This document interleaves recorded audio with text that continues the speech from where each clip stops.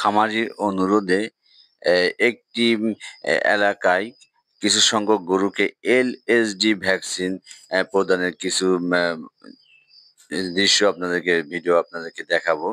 অনেক প্রত্যন্ত অঞ্চল, এটা সাতক্ষীরা জেলার দেবাটা থানার কুলিয়া ইউনিয়নের করিমারি গ্রাম।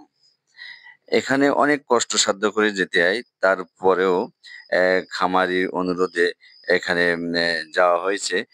এলএসডি ভাইরাস রোগের প্রতিরোধের জন্য ভ্যাকসিনেশন কিছু করার জন্য যাওয়া হলো। তো এখন ভ্যাকসিনটিকে ভাঙা হচ্ছে কিছু ডিস্টিল ওয়াটার নিয়ে। বড় ভ্যাকসিন, বড় ডিস্টিল ওয়াটার থেকে কিছু ডিস্টিল ওয়াটার নিয়ে ছোট যে পাত্রটা আছে, অর্থাৎ যাতে ভ্যাকসিন থাকে, ভ্যাকসিনের যে ওষুধ থাকে তাকে তার ভিতর দিয়ে ভ্যাকসিনটাকে গোলানো হচ্ছে।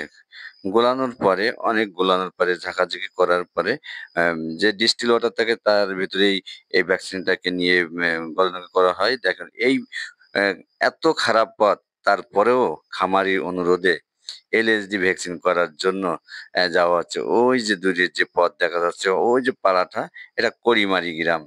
এখানে যাওয়ার জন্য প্রস্তুতি গ্রহণ করা হচ্ছে। আসলে মনে করতে যাবো কি যাব না, তারপরেও খামারির অনুরোধে এখানে আমাকে যেতেই হবে। যে এলএসডি ল্যাম্পি স্কিন ডিজিজের ভ্যাকসিন কিছু সংখ্যক গরুকে প্রদান করবো ইনশাআল্লাহ। এবং আগামীতে প্রতি বছর গরুদেরকে যারা দিতে ইচ্ছুক যোগাযোগ করবেন ইনশাল্লাহ। তাদের গরুকে এলএসডি অর্থাৎ লাম্পি স্কিন ডিজিজ যে ভাইরাস রোগটা প্রতি বছর আমাদের দেশে প্রায় সারা বছর হয়েই থাকে, এই রোগের প্রতিষেধক হিসাবে এই ভ্যাকসিনগুলো দেওয়া হয়। এই জন্য কিছু খামারি অনেক উৎসাহী থাকে, তাদের অনুরোধেই এই ভ্যাকসিনগুলো প্রদান করে থাকি। তো আজ আমরা দেখব ভ্যাকসিনেশন করার জন্য কোন জাতীয় গরুকে এগুলো দেওয়া উচিত। প্রেগনেন্ট সব গরুদেরই দেওয়া যাবে, তবে প্রেগনেন্টের শেষের পর্যায়ে অর্থাৎ ৯ মাসের বাচ্চা হওয়ার যে মাসটা থাকে, ৯ মাস শেষের যে মাসটায় গর্ভবতী হওয়ার, এই জাতীয় গরুকে না দেওয়াই ভালো। আর সব প্রকার গর্ভবতী গরুকে দেওয়া যাবে। এবং যে বাছুর যেগুলা সবচেয়ে উত্তম কোম্পানির নির্দেশনা ২ থেকে ৩ মাস বয়সের বাছুর, অনেকে ১.৫ মাসের সাজেস্ট করে থাকে, ১.৫ মাস বয়সের বাছুরকেও এই এলএসডি ভ্যাকসিন দেওয়ার নির্দেশ দিচ্ছে। এবং আসলে এটাই ঠিক, আমাদের দেশে অধিকাংশ ৫-৬ মাসের বয়সের নিচের বাছুরগুলোই বেশি আক্রান্ত আছে এই এলএসডি নামক ভয়ানক রোগে, এবং অধিকাংশ বাছুর মৃত্যুর সম্মুখীনই ঢলে পড়ে।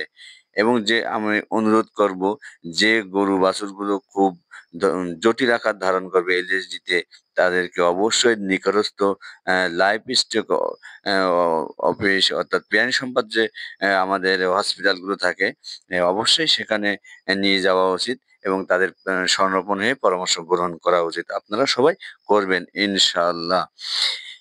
এবং প্রতি বছর এই রোগের প্রতিরোধের জন্য লাম্পি স্কিন ডিজিজের যে ভ্যাকসিনগুলো আছে বাজারে পাওয়া যায়, অনেক ভালো মাপের যেগুলো কমি Pharma, ACI company, Acme company যে ভ্যাকসিনগুলো বিদেশ থেকে আমদানি করছে, এগুলো অনেক দিলে অনেক ফল পাওয়া যাচ্ছে ইনশাল্লাহ। আপনারাও আগামীতে দিবেন, দেখবেন ইনশাল্লাহ। আল্লাহ পাক চাইলে এলএসডি নামক যে ভাইরাস রোগ, এই রোগ থেকে আল্লাহ পাক মাফ করতে পারে ইনশাআল্লাহ। তো দেখুন এখন এই গরুটিকে আসলে নিয়ন্ত্রণ করার কেউ নেই, তারপরেও অনেক কষ্টের পরে তাকে এলএসডি ২ সিসি চামড়ার নিচে ভ্যাকসিন দেওয়া হচ্ছে, ২ সিসি। তো এই জাতীয় ভ্যাকসিন দেওয়াটাও অনেকটা রিস্কের কাজ যদি নিয়ন্ত্রণ করা না যায়। আসলে সবসময় তো মানুষজনরা বাসায় থাকে না, এজন্য নিয়ন্ত্রণে অনেকটা প্রশ্নবিদ্ধ হয়ে যায়। এই দেখুন এখানে একটা হিন্দু ধর্মাবলম্বী মানুষ সে এখানে বাস করে, তাদের এই পূজার ঘর এটা, এবং চারি সাইডটি অনেকটা ঘের এবং পুকুর বাড়ির সাইডে। এবার যাব ওই যে দেখা যাচ্ছে ওই পাড়াটা, এই পুকুরটার ওই পাশে আরেকটা পাড়া, ওখানে আমাকে যেতে হবে। যে এই এলএসডি ভ্যাকসিন গরুকে প্রয়োগ করতে হবে। আসলে এই ধরনের প্রত্যন্ত অঞ্চলে ভ্যাকসিনেশন করা খুব কঠিন, অর্থাৎ অনেক কষ্টকর। তারপরেও অনেক কষ্টের মধ্যে খামারির অনুরোধে সেখানে যাইতে হচ্ছে। আসলে আমরা যারা গ্রাম্য পর্যায়ে প্রাথমিক চিকিৎসা কাজে নিয়োজিত আছি, অনেক কষ্টসাধ্য করে এই ধরনের প্রত্যন্ত অঞ্চলে যেতে হয়। অনেক সময় আসার পরে আবহাওয়া খারাপ থাকে।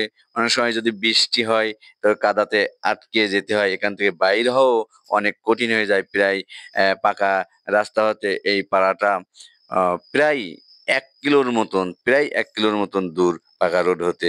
অতএব বৃষ্টি হলে ভোগান্তির আর শেষ নাই। হ্যাঁ? এখানে আসলে অনেক কঠিন। তারপরেও কষ্টসাধ্য আ করে খামারির অনুরোধে তাদের উপকারের জন্য অ্যা নিজেদেরকে এভাবে নিয়োজিত রাখি। আমরা যারা গ্রাম্যভাবে প্র্যাকটিস করি, যারা প্রাথমিক চিকিৎসার সাথে অর্থাৎ প্রাথমিক চিকিৎসার সাথে আমরা জড়িত আছি। তো আমি প্রত্যেক খামারি ভাইদের অবশ্যই অনুরোধ রাখবো যে আপনারা প্রতিষেধক যে টিকাগুলো অবশ্যই এগুলো দিয়ে নেবেন। নিকটস্থ যে প্রাণী সম্পদ হসপিটাল আছে সেখানেও পরামর্শ করে আপনারা প্রতি বছর বিভিন্ন রোগের যে টিকাগুলো প্রতিষেধক টিকা গবাদি পশুর জন্য সরকার নির্ধারিত আছে এগুলো যোগাযোগ করে সেখান থেকে নিতে পারেন। ফ্রি টাকায় সেখান থেকে এনে আপনার নিজেরাও প্রয়োগ করতে পারেন অথবা ভ্যাকসিনগুলো সংগ্রহ করে আপনার কারো দিয়ে কিছু সামান্য কিছু পারিশ্রমিক দিয়ে তাদেরকে দিয়েও করাই নিতে পারেন। এই ধরনের এলএসডি ভ্যাকসিন ছাড়াও আমাদের দেশে খোরা রোগেরও অনেকটা প্রাদুর্ভাব ঘটে থাকে। এর ভ্যাকসিনও আপনারা নিয়মিত করবেন ইনশাল্লাহ। তো ভ্যাকসিন শেষে আমি অবশেষে সেখান থেকে চলে আসতেছি অনেক কষ্টের পরে। আবহাওয়াটাও অনেকটা অ্যা অনুকূলে, প্রতিকূলে না অনুকূলে। এজন্য আলহামদুলিল্লাহ আল্লাহ পাকের শুকরিয়া যে আবহাওয়া ভালো থাকায় সেখান থেকে খুব সুন্দরভাবে বাইরে হয়ে চলে আসতে পারলাম। এর জন্য শুকরিয়া। আগামী ভিডিও দেখার জন্য আমার এই চ্যানেলটিকে শাহিন এডিএল এই চ্যানেলটিকে সাবস্ক্রাইব করবেন এবং